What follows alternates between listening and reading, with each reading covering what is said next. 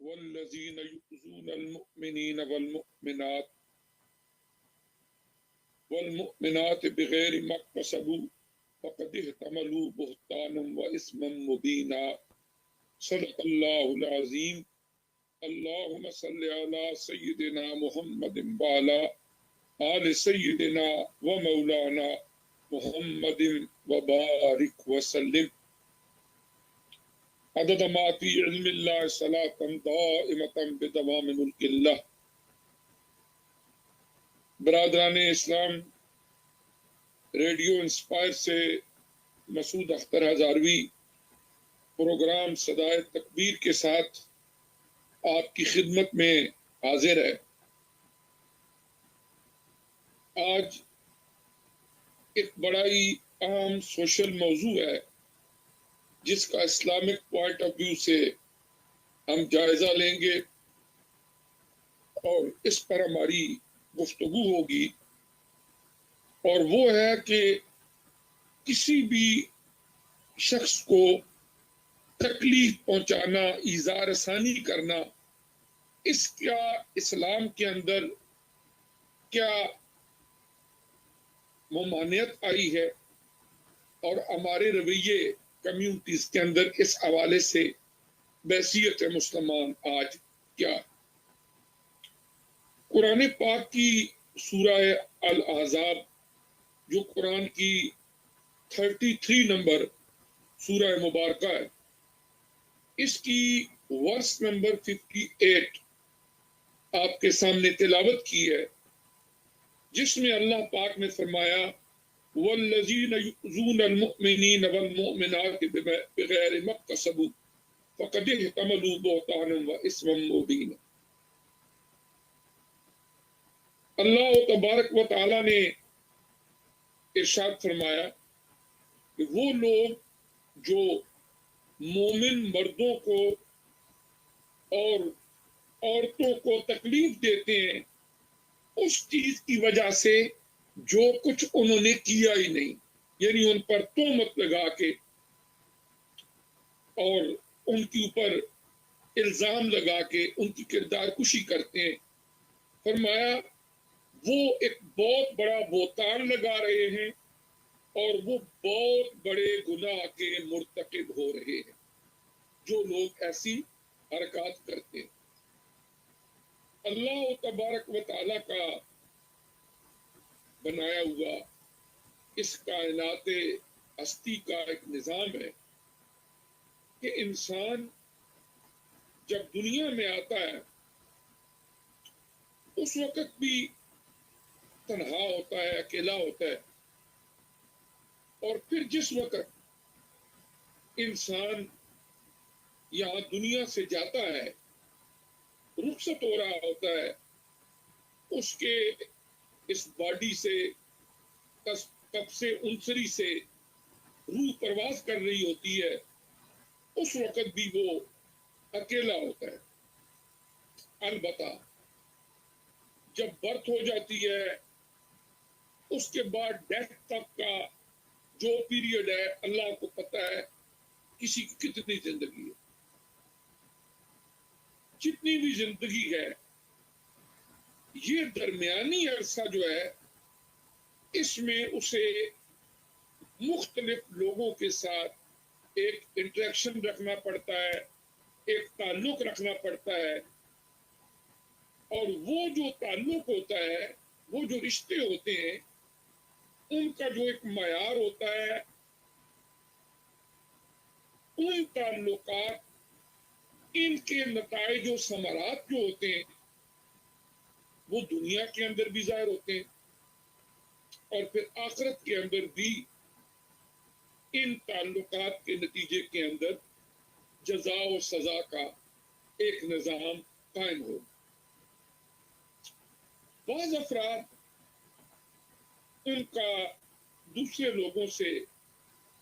بہت ایک اچھا ریلیشن شپ ہوتا ہے، ایک اچھا تعلق وابستہ کرتے ہیں کہ جتنے بھی تعلق رکھنے والے لوگ ہوتے ہیں وہ اس تعلق کو اپنے لیے باعث راہ، باعث رحمت اور بھلائی سمجھتے ہیں۔ اور کئی دفعہ ایسا ہوتا ہے کہ یہی بلائی، یہی مخلوق خدا کے لیے باعث راحت و رحمت بننا ان کے حق میں دونوں جہان کی بلائی اور بخشش کا ذریعہ بن جاتا ہے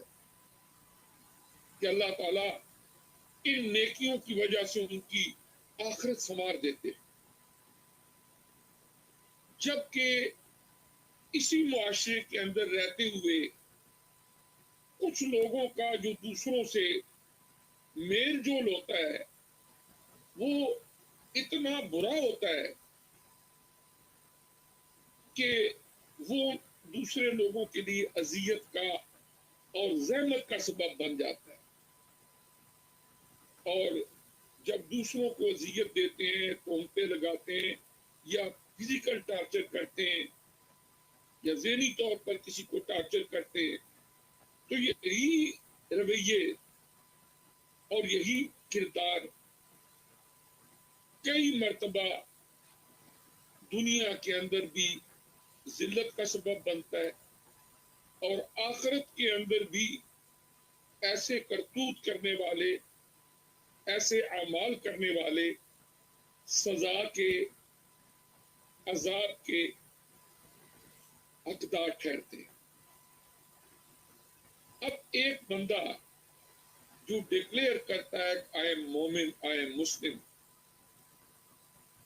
مومن بندے کا انداز ایسا ہونا چاہیے کہ وہ جب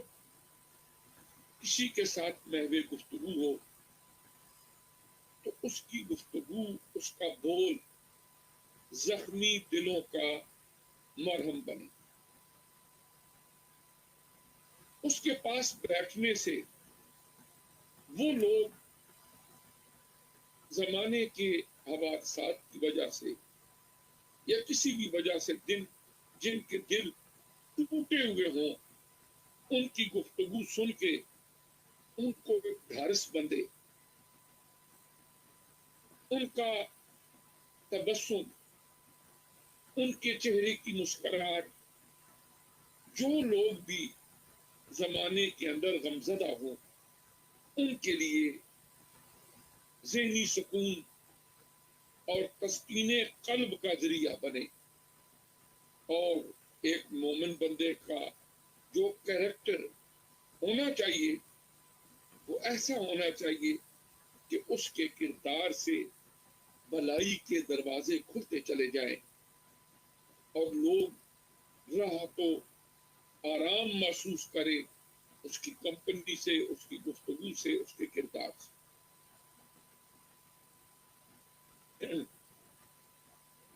اور جب کوئی آدمی اس اچھے ماحول سے اور دینی تہذیب سے دوری اختیار کر لیتا ہے،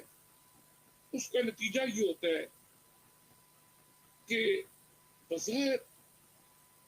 اپنے آپ کو مسلمان بھی کہلانے والے لوگوں کی ایک بڑی تعداد دوسروں کو اذیت پہنچانے، دوسروں کو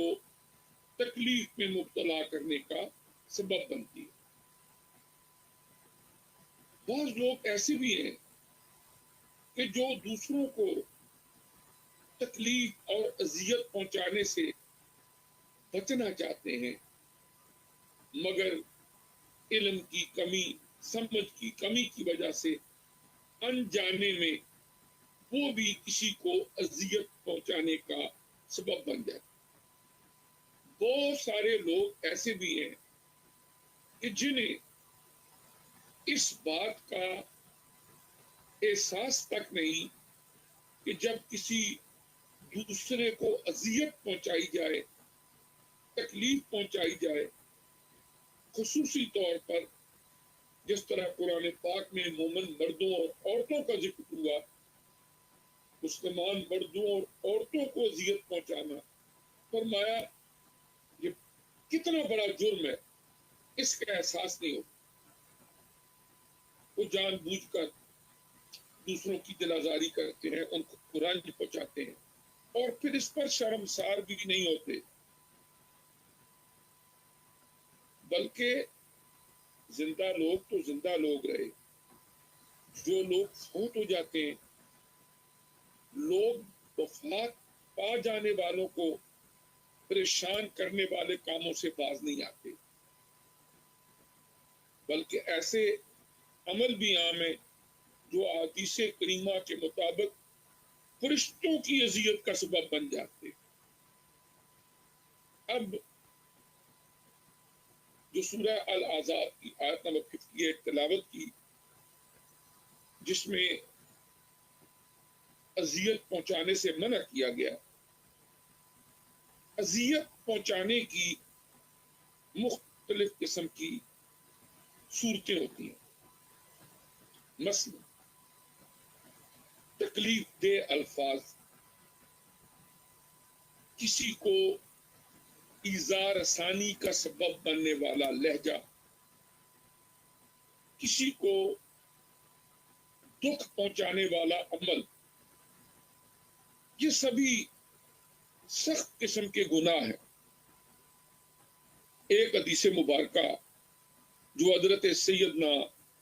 صدیق اکبر رضی اللہ تعالی عنہ سے روایت کی گئی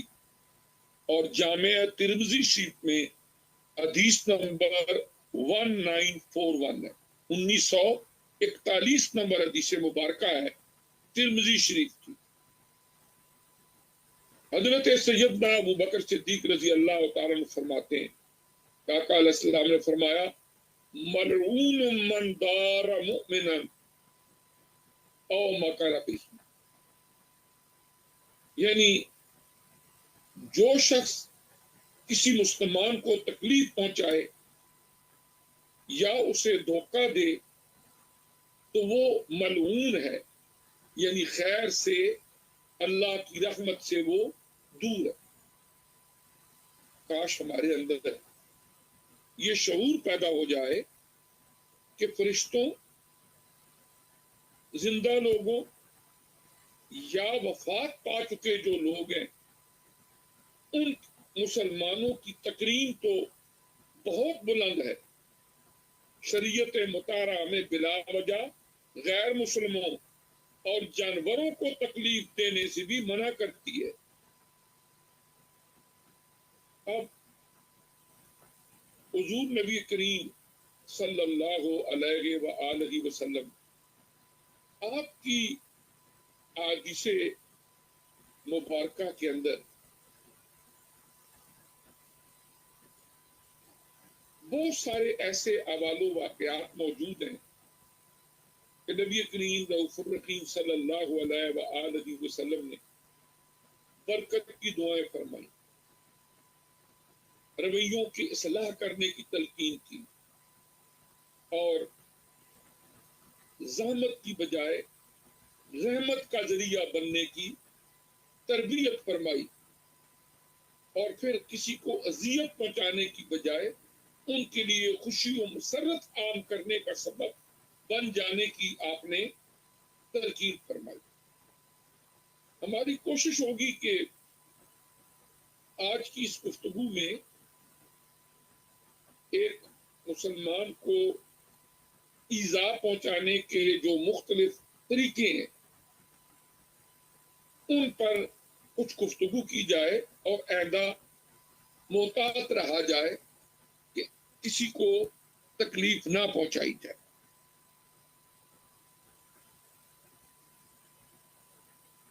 نمبر 1، وقت ضائع کرنے سے بھی بعض اوقات لوگوں کو ہم اذیت پہنچاتے ہیں۔ وقت وہ عظیم نعمت ہے جو ضائع ہو جائے تو دوبارہ کسی بھی صورت نہیں ملتی، مگر ہر شخص اس کا قدردان نہیں ہوتا۔ جن خوش نصیبوں نے ان ساعات اور لمحات کی قدر کی، انہیں اچھے کاموں میں گزارا، وہ دنیا اور آخرت کی عزتوں سے سرفراز ہوئے، لیکن جنہوں نے زندگی کے ان لمحات کو اہمیت نہیں دی، فضول کاموں یا نافرمانی کے کاموں میں صرف کیا، وہ دنیا کے اندر کوئی بھی بڑا کام نہیں کر سکے اور روز حساب بھی اپنے کیے پر بے حساب افسوس کریں گے، مگر اس دن ندامت کا کوئی فائدہ نہیں ہوگا۔ قرآن و سنت میں ہمیں وقت کی قدر کرنے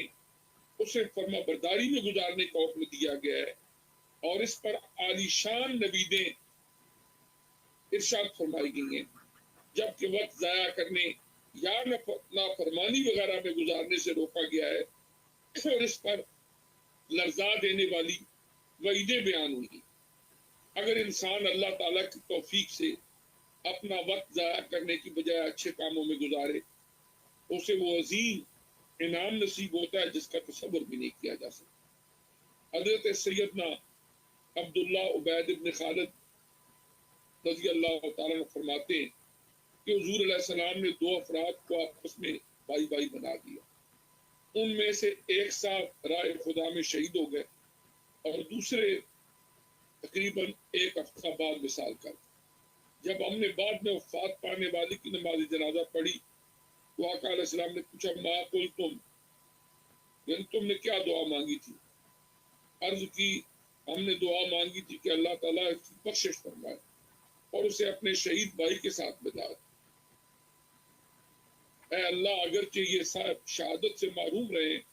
مگر تو اپنے کرم سے ایسے بھی شہید کا درجہ عطا فرما دے تاکہ دونوں بھائی جنت میں اکٹھے رہیں۔ حضور نبی کریم صلی اللہ علیہ وآلہ وسلم نے ارشاد فرمایا فَأَيْنَ صَلَاتُهُ بَعْدَ صَلَاتِهِ وَصَوْمُهُ بَعْدَ صَوْمِهِ شَكَّ شُعْبَةٌ فِي صَوْمِهِ وَعَمَلُهُ بَعْدَ عَمَلِهِ۔ پھر اس شہید کے بعد اس کی نمازیں، اس کے بعد اس کے روزے، اور اس کے بعد اس کے اعمال خیر کہاں گئے؟ تم سمجھ رہے ہو کہ شہید کا درجہ بلند ہے، مگر حقیقت یہ ہے کہ بعد میں وفات پانے والے کو تقریباً ایک ہفتے تک مزید نمازوں، روزوں، اعمال صالحہ کا موقع ملا، چنانچہ اس کا درجہ اس کے شہید بھائی سے بھی بلند ہے۔ آپ نے مزید فرمایا ان بینہما کما بین السماء والارض، یعنی بعد میں وفات پانے والے کا درجہ شہید سے اتنا بلند ہے کہ دونوں کے درجوں کے درمیان زمین و آسمان جتنا فاصلہ ہے۔ یہ سنن ابو داؤد شریف کی حدیث نمبر 2524 2524 اور صحیح سند کے ساتھ یہ روایت ہوئی ہے۔ جنت میں اتنا بلند و بالا رتبہ فقط ایک ہفتے کے اعمال خیر کی برکت سے ہے۔ اس سے اندازہ کیا جا سکتا ہے کہ وقت کتنی بڑی نعمت ہے اور اس کی ناقدری کتنی بڑی آفت۔ اور ہم لوگ بعض اوقات اپنی زندگیوں کے اندر وقت کو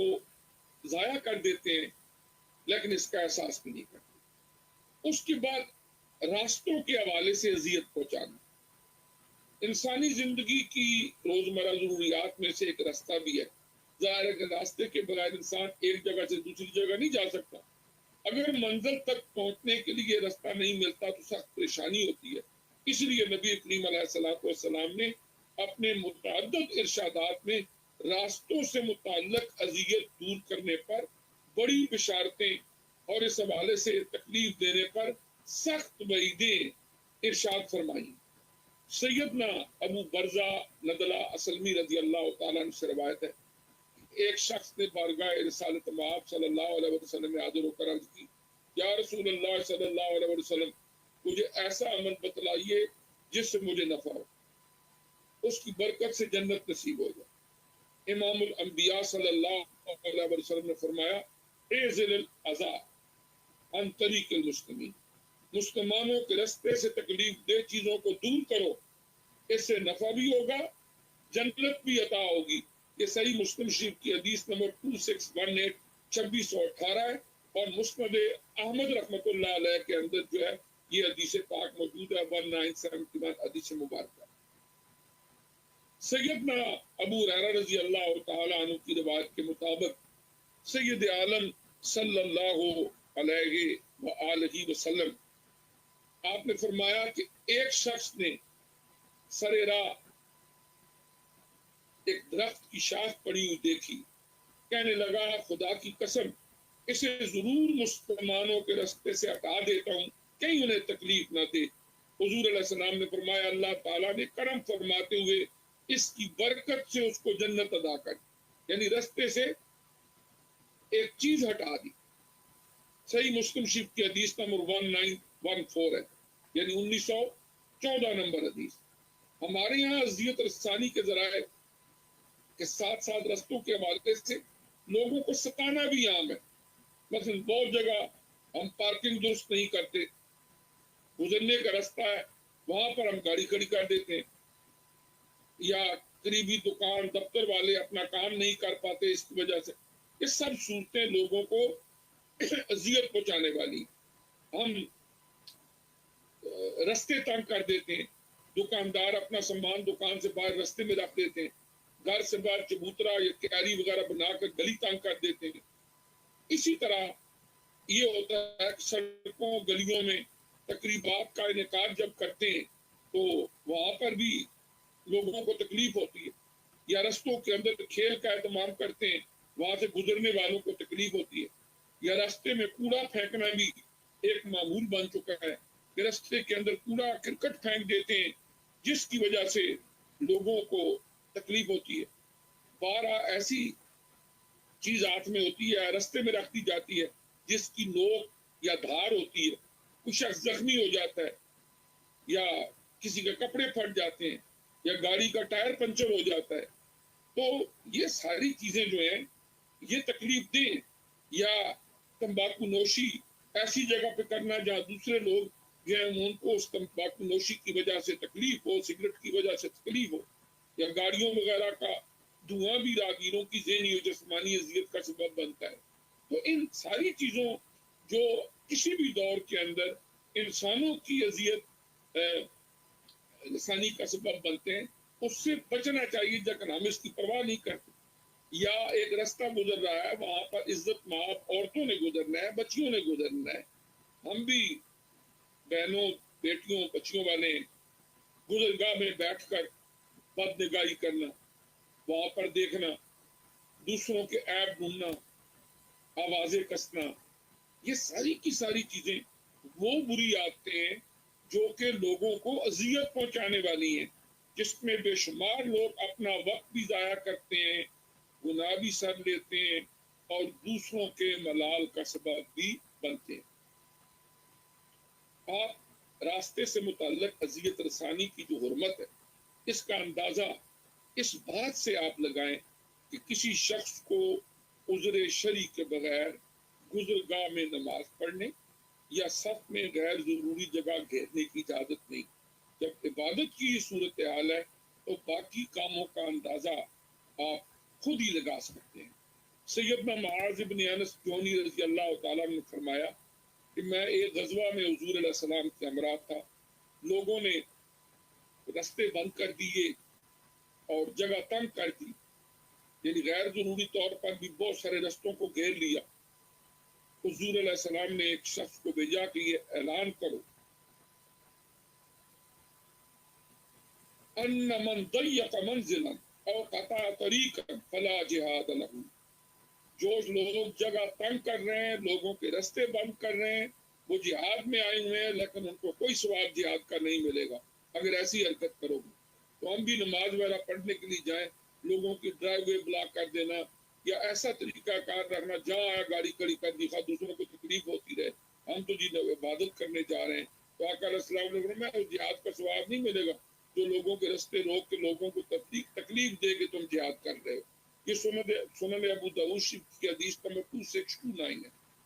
2629 نمبر حدیث ہے، سنن ابو داؤد شریف جو سیاستہ کی کتاب ہے۔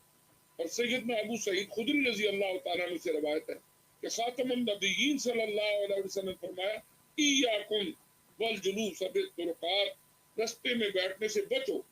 لوگوں نے عرض کیا بسا اوقات رستوں میں بیٹھنا ضروری ہوتا ہے، عام بات کرتے ہیں۔ تو آپ نے فرمایا